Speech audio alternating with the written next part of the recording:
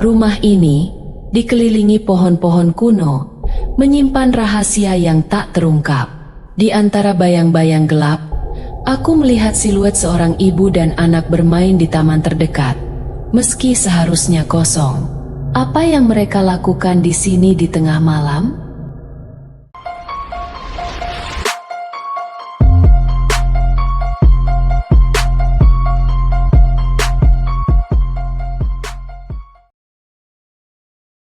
Ada penghuni lain. 1988, di suatu rumah di Surabaya, tepatnya di daerah Pacar Keling, aku tiba di rumah baru orang tuaku menjelang maghrib. Malam itu, suasana sekitar rumah terasa sunyi, dengan lampu-lampu jalan yang tersembunyi di balik rimbunnya pohon-pohon besar yang menghiasi jalan setapak. Rumah tua yang kini menjadi tempat tinggal baru keluargaku terlihat menakjubkan, namun juga menimbulkan rasa aneh dalam diriku. Pohon-pohon asam dan beringin yang sudah tua menjulang tinggi di sekitar rumah, memberikan aura misterius pada malam yang gelap gulita. Aku memutuskan untuk mengeksplorasi rumah besok saja. Saat ini, yang terpenting adalah menemukan kunci untuk masuk ke dalam rumah. Orang tuaku masih berada di Rembang, meninggalkan aku sendirian untuk menghuni rumah ini sementara. Beberapa hari sebelumnya, ayah dan sepupuku sudah datang untuk membantu proses pindahan. Namun sekarang aku harus berurusan sendiri dengan keheningan rumah ini. Setelah menggeledah di dalam tas, akhirnya aku menemukan kunci rumahnya. Dengan hati-hati, aku membuka pintu dan masuk ke dalam. "Salam," ucapku pelan, mengikuti saran ibuku agar kita diterima dengan baik sebagai penghuni baru. Sebetulnya, orang tuaku bisa tinggal di rumah dinas, namun ibuku lebih memilih untuk membeli rumah sendiri di Surabaya. Alasan bapakku memilih rumah model tahun 30-an ini adalah karena rekomendasi dari keluarga besar yang dulunya juga tinggal di rumah serupa. Namun, pertanyaan dalam benakku tetap ada. Mengapa rumah yang begitu kuno? Setelah menyalakan semua lampu di dalam rumah sesuai pesan ibu, aku merasa sedikit lebih nyaman meskipun keheningan malam masih membayangi. Besoknya, kakak-kakakku akan menyusul, meninggalkan aku sendirian selama 2 hari di rumah yang terasa begitu asing. Lapar mulai menggerogoti perutku. Aku memutuskan untuk keluar mencari makan malam. Saat melangkah keluar, angin malam yang dingin langsung menyapa. Aku merinding sejenak, tapi keinginan untuk makan membuatku tetap melangkah maju. Di depan pagar rumahku, sesuatu menarik perhatianku. Aku melihat seorang ibu muda dan seorang gadis kecil sedang bermain ayunan di taman dekat rumahku. Taman itu gelap dan sunyi, yang membuat keberadaan mereka terlihat begitu menonjol. Mereka berdua mengenakan gaun panjang berwarna kuning, memberikan kesan misterius di malam yang sepi seperti ini. Aroma harum bunga melati menyergap hidungku, membuatku bersin beberapa kali. Saat aku kembali menatap ke arah taman, mereka sudah lenyap tanpa bekas. Seharusnya aku segera kembali ke dalam rumah, tapi rasa lapar memaksaku untuk melanjutkan perjalanan mencari makanan. Aku berjalan ke arah berlawanan dari taman, menuju ke sebuah warung makan agak jauh dari rumah. Meskipun jauh, aku memilih warung ini karena ingin makan sambil menenangkan pikiran. Sambil duduk, penjual nasi goreng yang ramah bertanya, "Baru pindah ya, Mas?" Aku mengangguk, tidak terlalu terkejut karena penjual nasi goreng ini mengetahuinya. Mungkin ini tempat yang bagus untuk mendapatkan informasi, pikirku iseng. Rumah-rumah di sekitar sini terasa sepi, hampir gelap. Apakah ada penghuninya? Tanyaku, mencoba mencari tahu lebih banyak. Penjual nasi goreng itu mengangguk sambil mengatakan, "Ada penghuninya juga, tapi mereka jarang keluar.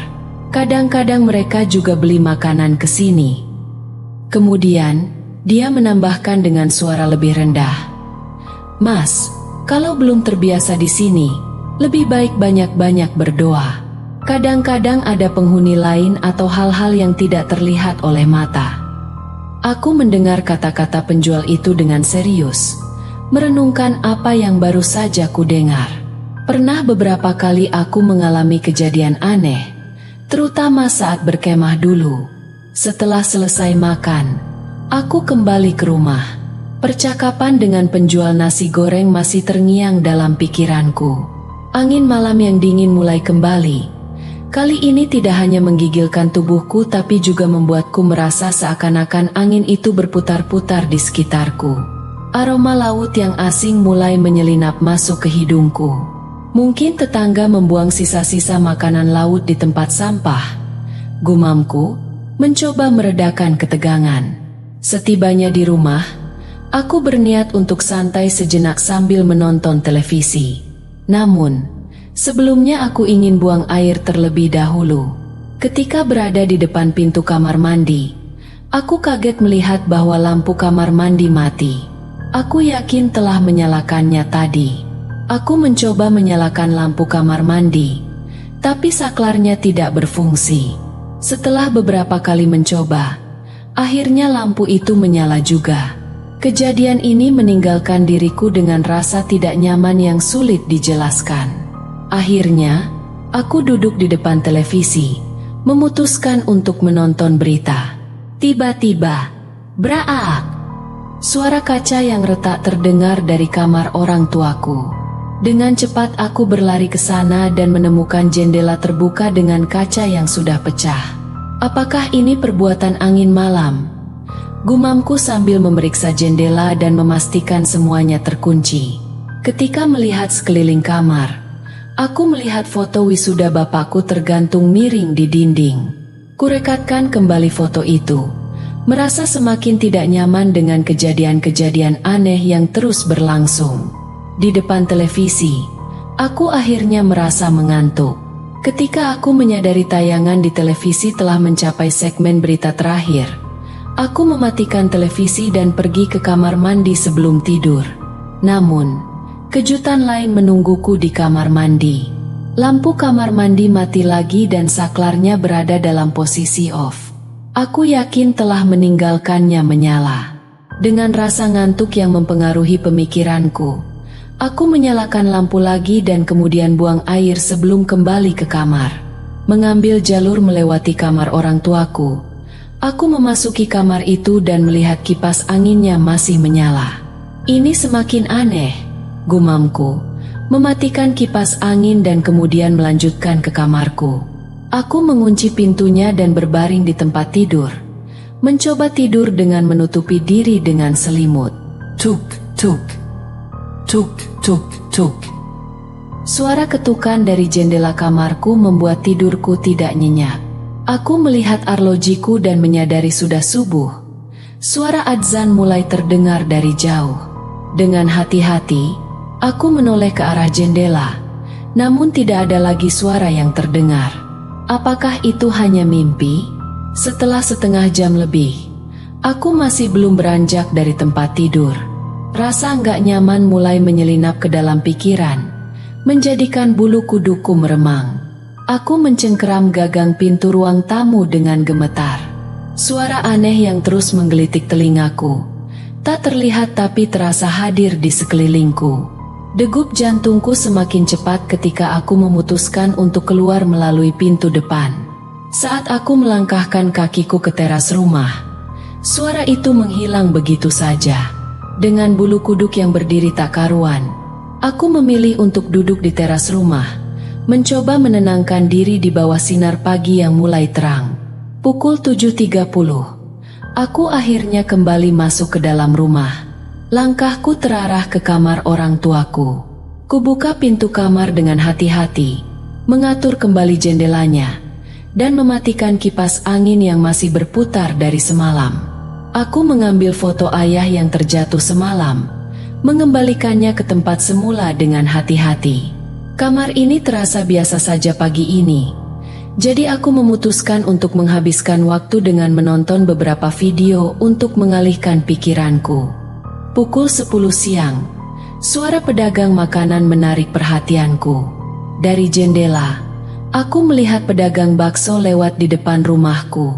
Aku memesan 2 porsi bakso dan membawa Dingklik ke teras sambil menunggu pesananku selesai. Setelah selesai makan, aku berniat untuk kembali meletakkan Dingklik di teras rumah. Tapi pandanganku tertuju ke arah taman bermain di seberang jalan. Tanpa pikir panjang, aku meninggalkan Dingklik di teras dan melangkah menuju taman bermain itu. Taman bermain itu sudah usang. Alat permainannya berkarat dan beberapa bahkan sudah rusak. Aroma tidak sedap memenuhi udara, terutama dari sejumlah cangkang rajungan yang berserakan di tanah. Anehnya, di sudut taman, aku menemukan bangkai kucing kering yang terabaikan. Sembari mencoba mencari sumber aroma laut yang aneh semalam, suara nyanyian lembut dalam bahasa Belanda mulai mengalun samar di kepalaku. Aku memutar kepala mencari sumbernya. Tapi suara itu semakin terdengar dalam pikiranku. Tanpa menunggu lebih lama, aku keluar dari taman dengan langkah terburu-buru, kembali ke rumah. Pukul 17.21, menjelang maghrib, semua lampu di rumahku sudah menyala. Aku memastikan semua pintu dan jendela terkunci rapat sebelum mencari makan malam setelah Isya. Seperti malam sebelumnya, aku memilih untuk makan nasi goreng. Setelah mengunci pintu depan, aku hampir saja melangkah ke halaman depan saat suara seorang wanita menyapa dari balik pagar. "Mau cari makan ya, Mas?" Suaranya familiar, tapi aku kesulitan mengingatnya. Kami berjalan bersama ke penjual nasi goreng di dekat situ. Wanita itu memperkenalkan diri sebagai Inge, tinggal di rumah depan taman bermain, dan anaknya, Ingrid, yang duduk di sampingku tanpa menunjukkan ekspresi apapun. Setelah makan, kami berpisah. Aku kembali ke bangku kayu tempatku duduk tadi, melihat sisa-sisa nasi goreng mereka. "Biarkan saja, Mas. Nanti aku yang membersihkannya. Pulanglah dengan berdoa," ujar penjual nasi goreng tadi sebelum aku pulang. Di perjalanan pulang, suasana sekitar terasa lebih hidup dari biasanya. Tapi ketika sampai di depan rumah, aku melihat pemandangan mengerikan. Inge dan Ingrid sedang bermain ayunan seperti semalam. Namun, kali ini terjadi sesuatu yang mengerikan. Inge tiba-tiba mencopot kepala Ingrid dan meninggalkannya.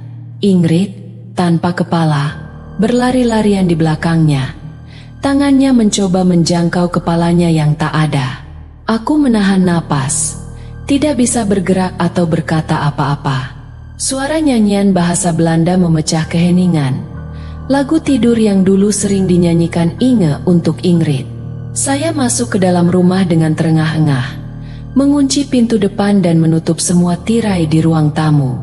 Saat aku menuju kamar mandi, suara musik tanpa vokal mulai terdengar.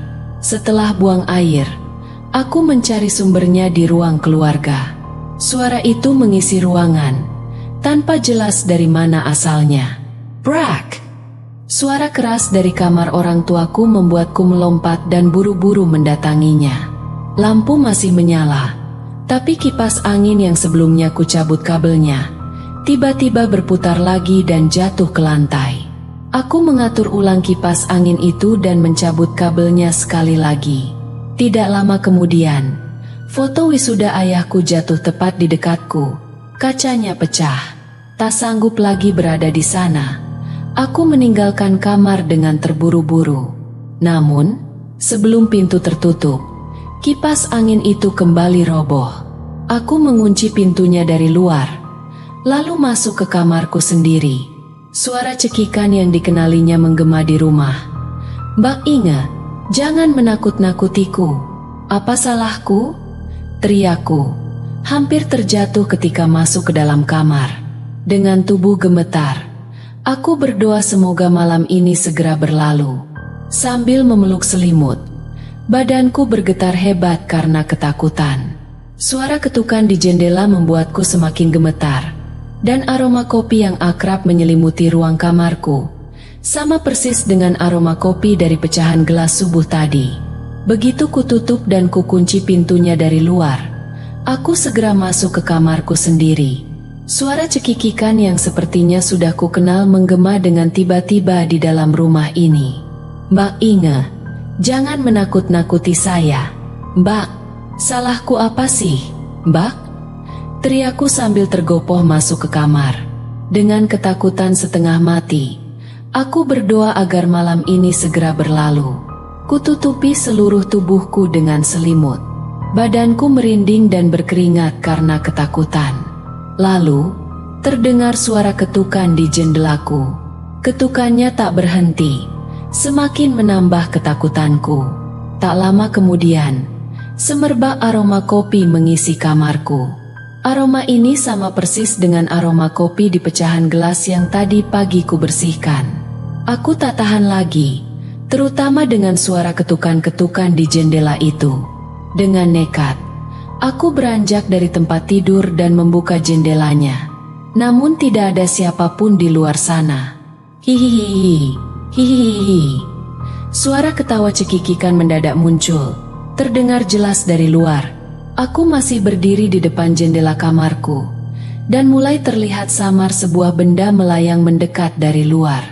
Semakin mendekat, semakin terlihat bahwa benda yang melayang adalah kepalanya Ingrid. Kepala itu melayang-layang di luar jendelaku, sambil terdengar cekikikan yang mengerikan. Darah mulai menjulur dari leher kepala Ingrid, dihiasi oleh semacam usus terbungkus darah.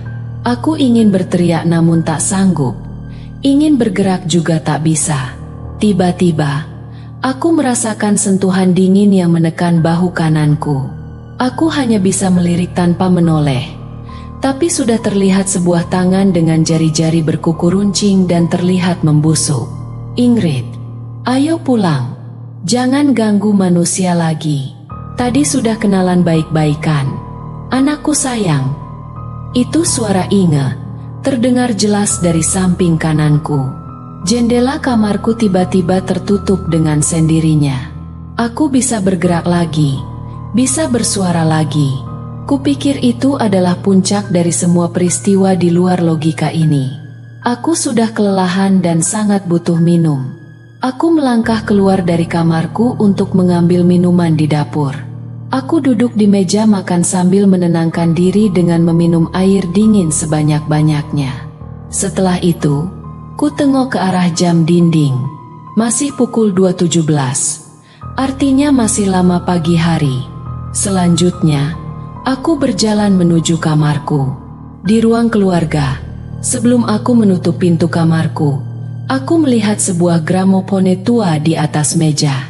Tanpa peduli, aku langsung menutup pintu kamarku dan menguncinya. Jeng, suara orkes lagu Belanda terdengar keras sekali hingga ke kamarku.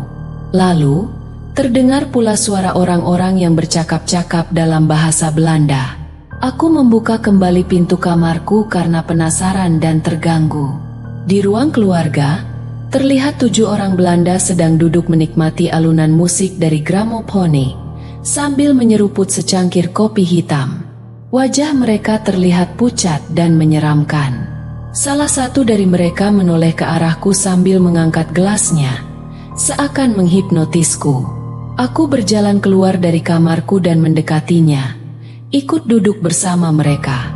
Namun perlahan, pandanganku mulai samar, gelap, dan kepala ini tidak mampu berpikir lagi. Dok, dok, dok. Dok, dok, dok, dok. Indrea, Indrea. Suara pintu digedor dan namaku dipanggil-panggil, membangunkanku. Kudapati diriku tergelat di samping meja ruang keluarga. Dengan terburu-buru, aku menuju pintu depan dan membukanya. Ternyata kedua kakakku sudah sampai di rumah. Mbak Nia kok sendiri? Mas Denny kemana? Tanyaku, dahiku langsung ditampol. 10 menit dipanggil nggak nyahut. Kamu habis ngapain? Omelnya, tuh, bantuin Denny bawain tas-tasnya semua. Lanjutnya, ternyata sudah lewat duhur ketika aku terbangun tadi. Aku masih merahasiakan kejadian semalam dari kedua kakak dan orang tuaku. Oi Endra, ini barang antik punya siapa? Sudah berdebu begini ditaruh di atas meja, tanya Mas Denny, menunjuk ke arah gramofone yang semalam. Dan ditambah lagi, Indra Aa, Ini kipasnya bapak kok dirobohin ke lantai sih? Dibiarkan pula. Kamu sengaja mau diamuk bapak ya? Tambahan, aku merasakan ada yang berbeda dengan ruang keluarga setelah kejadian semalam. Terasa ada kehadiran yang mengawasi, membuatku tidak nyaman. Terima kasih telah menonton. Like and subscribe dan tekan lonceng notifikasi. Siapkan diri kalian untuk kisah yang lebih gelap dan menyeramkan di episode berikutnya. Sampai jumpa di kegelapan.